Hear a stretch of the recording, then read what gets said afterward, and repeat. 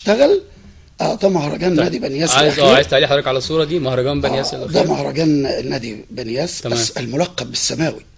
رابع الدوري الاماراتي هذا الموسم. رابع الدوري الاماراتي. نادي دول اعمار كام سنة؟ دول مواليد 2007 و2006. دول نادي بنياس الاماراتي. تمام. دول 2007 اللي على اليمين دولت.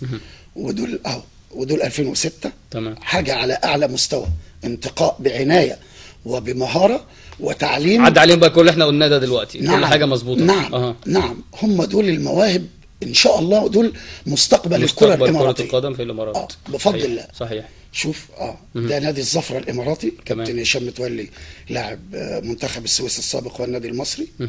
بنعمل مجلس ابو ظبي الرياضي بيعمل 6 مهرجانات على مدار الموسم، كل شهر مهرجان للست أندية المحترفين، أندية الصفوة، النخبة. تمام. العين، الوحدة، الجزيرة، بنياس، الزفرة.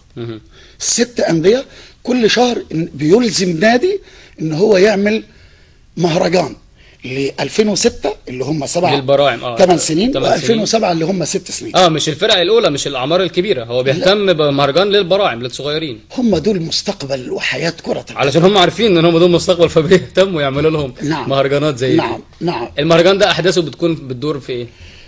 بيتعمل مباريات، كل نادي بيجيب افضل لاعبين عنده. تمام. كل نادي فيه مدرسه كوره على اعلى مستوى. كويس. بيبدا التنافس والتباري بينهم.